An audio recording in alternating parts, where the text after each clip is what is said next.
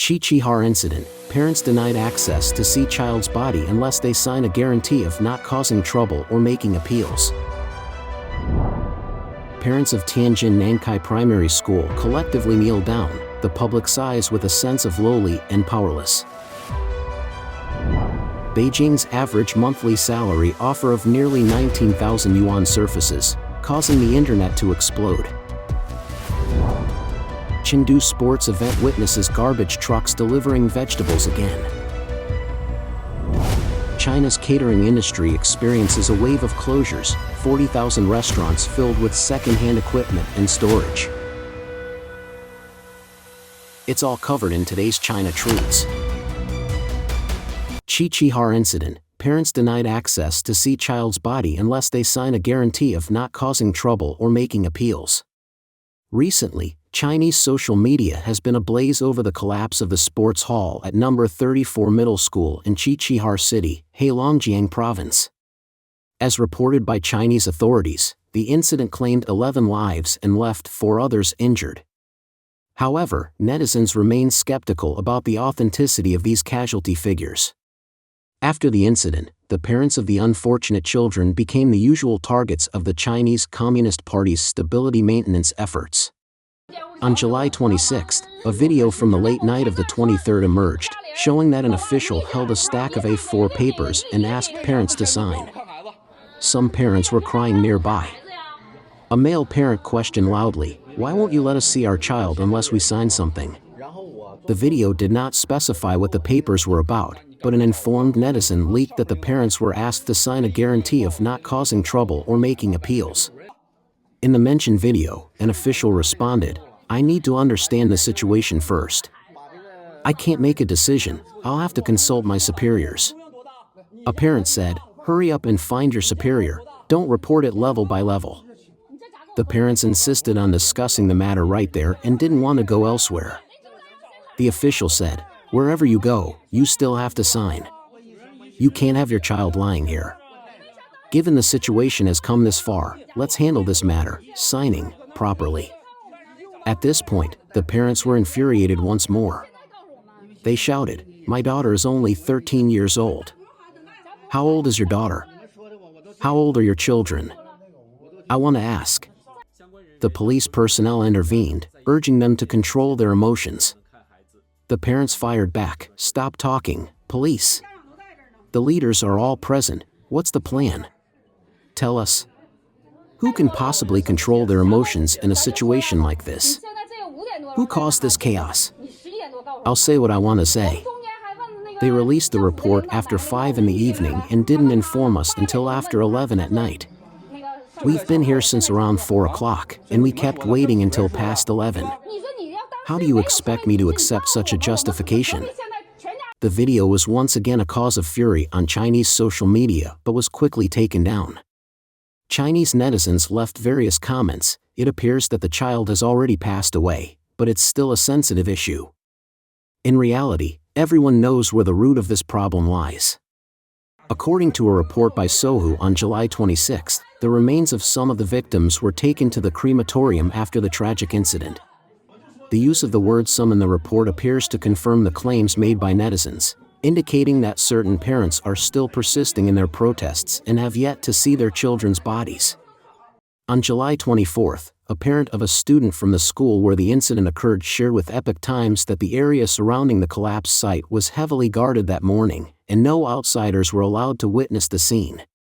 The parent also revealed that the youngest of the girls who tragically lost their lives was only 14 years old, while the eldest was 16 years old. They were all students in their 2nd or 3rd year of junior high school.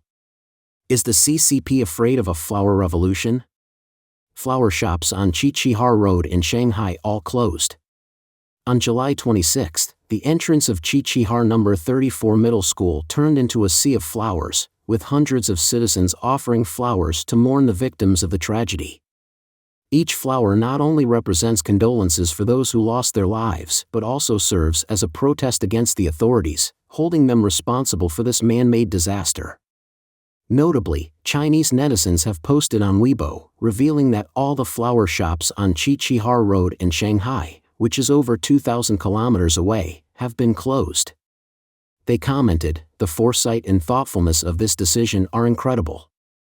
If they had applied a fraction of this meticulousness to the management of the gymnasium roof in Qiqihar, I guess it might not have collapsed even if the sky fell." It's really ironic and makes one laugh through tears. Analysts suggest that even the CCP fears flowers, and in fact, a flower revolution may be brewing.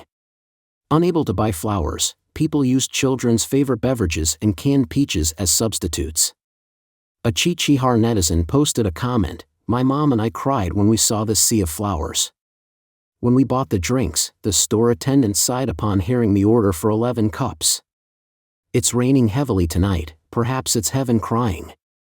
Currently, there are still many comments from netizens expressing their indignation about this tragic incident on Weibo. The analysis indicates that despite the strict information control by the CCP, it is not an impervious barrier. Amidst various political struggles, some political forces may intentionally allow people to vent their dissatisfaction with the authorities and harness the power of the public to exert pressure on the ruling authorities. Parents of Tianjin Nankai Primary School collectively kneel down, the public sighs with a sense of lowly and powerless. On July 25, a shocking scene unfolded as numerous parents collectively knelt down at Tianjin Nankai Primary School, demanding a change of principal. It has been reported that the school has witnessed a considerable increase in student enrollment, and the number of teachers and students is projected to reach around 6,000 in the upcoming autumn semester. Consequently, a new school campus is being built nearby to accommodate students from grades 1 to 3. However, the renovation is still incomplete, and parents are expressing worries about formaldehyde poisoning. They are seeking information on how the testing reports were conducted and are requesting a first-hand visit to the site. Frustrated by the principal's vague replies and wanting to fight for their children's health, the kneeling protest erupted. According to online reports, a large crowd of parents gathered within the school grounds, chanting for a change of the principal. However, the school authorities have yet to respond to their demands. After the related videos surfaced, numerous netizens chimed in with comments expressing their support for the idea that kneeling can also be a form of protest. Even though it may appear lowly and powerless, it holds true significance. Under the pressure of an oppressive regime, kneeling becomes the only safe means for ordinary citizens to protest and defend their rights. Yet another user remarked, "Seeing people kneel like this only reaffirms that the sufferings of the Chinese people won't simply fade away." It is known that formaldehyde is the most common indoor air pollutant, mainly found in materials such as fiberboard, plywood, soundproofing board, and polystyrene. The World Health Organization has classified formaldehyde as a carcinogenic and mutagenic substance, with concentrations of 0.5 mg per cubic meter causing symptoms like tearing and increased eye sensitivity. Long-term exposure to low doses of formaldehyde can lead to chronic respiratory diseases and trigger nasal and pharyngeal cancer, colon cancer, brain tumors, and nuclear gene mutations.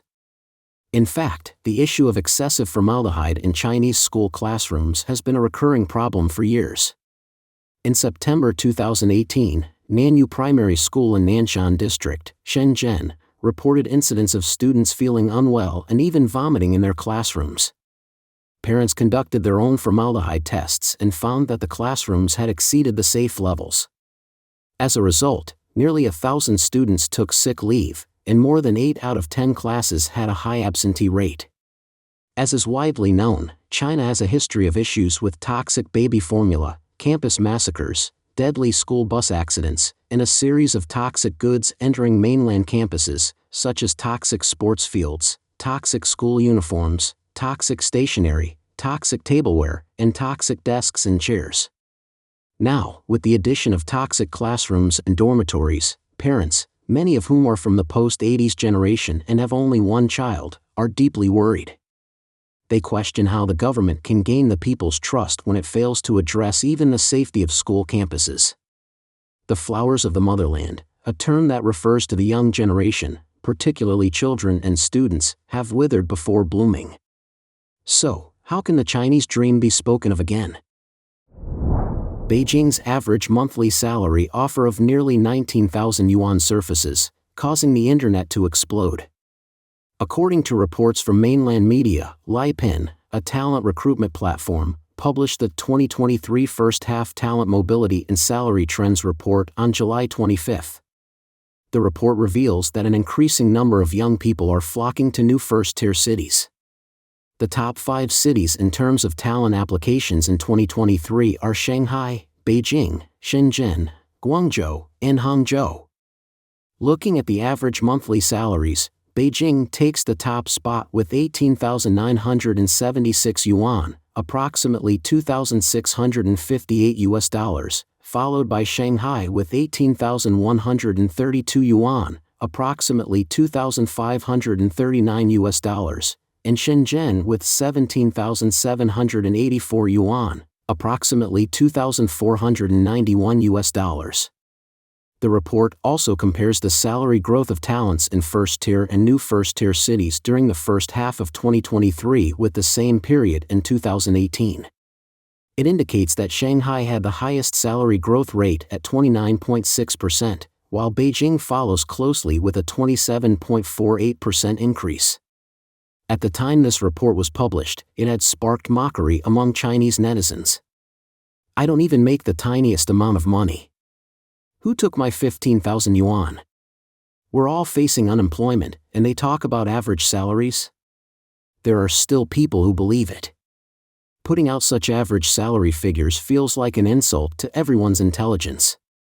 According to data from the China International Finance Corporation, there are 1.328 billion people with a monthly income below 5,000 yuan, approximately $700, accounting for 94.87% of the total population. Last year, a survey by the human resources service provider Xiaopin found that 63.8% of college graduates with associate degrees expected a monthly salary between 50,000 and 80,000 yuan, approximately from $700 to $1,120.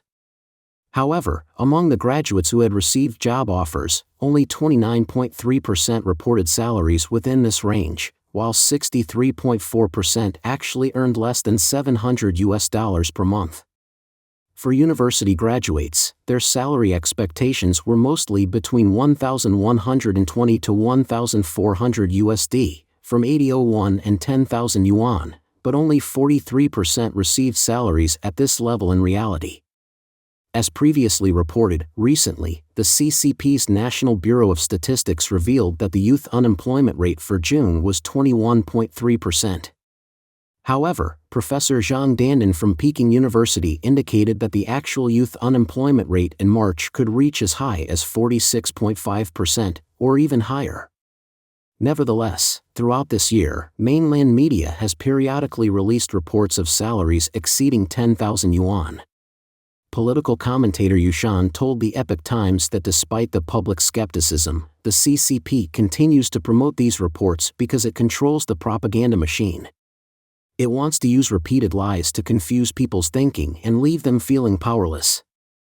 The ultimate result is either a numb and apathetic population or a buildup of anger, waiting to erupt. Chengdu sports event witnesses garbage trucks delivering vegetables again. In Chengdu, Sichuan, during the university sports event, authorities have taken extreme measures to maintain stability, including restrictions on citizens' movements and centralized food distribution. A recent photo circulating online shows a vehicle labeled garbage collection being used to deliver vegetable packages to residential areas in Chengdu to minimize residents' outings. The scene evokes people's memories of the zero-COVID era. During this time, there have been farces in many places where garbage trucks were used to transport vegetables to citizens. Therefore, some netizens ridiculed, "Do you feel like you are being isolated again?" Some even say, they're closing residential areas just for a sports event. Once we get used to this, they'll be closing everything in the future, no different from pig pens. Previously, various videos circulated online showcasing Chengdu's peculiar stability maintenance measures. Many companies were forced to shut down as early as July 12, leading to widespread complaints. Notices also indicated that a large number of newly prohibited items were not allowed to be mailed, severely impacting citizens' lives. Furthermore, reports indicated that local universities adopted even stricter lockdown policies, resulting in some individuals trying to find ways to bypass the university's restrictions by purchasing or using these access cards from others. Earlier this month, Xi Jinping visited Suzhou City in Jiangsu Province. Reports emerged about some residents having their gas cylinders confiscated by officials, and they were barred from using fire for 3 days. Instead, the government took over meal delivery. China's catering industry experiences a wave of closures, 40,000 restaurants filled with second-hand equipment and storage. According to Chosun Ilbo, a South Korean media outlet, the impact of the economic recession has led to a surge in restaurant closures in China over the past 1 to 2 months. As a result, a large number of second-hand kitchen equipment, tables, chairs, and other restaurant utensils have flooded the market. The owner of a major second-hand restaurant equipment business, ranked in the top 3 in China, revealed that until 2022, they only had warehouses in Beijing and Shanghai. Recently, they opened large warehouses, each spanning 1,000 square meters, in 4 other cities such as Nanjing and Hangzhou, to store the surging inventory of equipment. Currently, the second-hand restaurant equipment accumulated in their warehouses across various locations is enough to supply 40,000 restaurants. The report indicates that this reflects the roller coaster of expectations among the Chinese public regarding post-pandemic economic recovery and revenge spending. Initially, there was enthusiastic anticipation, but it later turned into cautious consumption due to concerns about economic instability. As a result, a wave of middle-aged individual business failures emerged. According to the report, most of the individuals who failed in their restaurant businesses in the first half of this year in China were between the ages of 35 and 50. They mainly came from the 3 major unemployed groups in the real estate, IT, and education industries. In addition to restaurant businesses, China's ride-hailing services also see a large number of unemployed middle-aged individuals.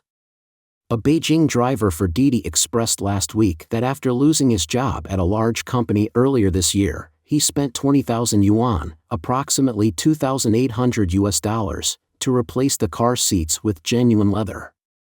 Now, in order to earn 20 yuan, $2.80 per ride, he has no choice but to use this car to carry passengers.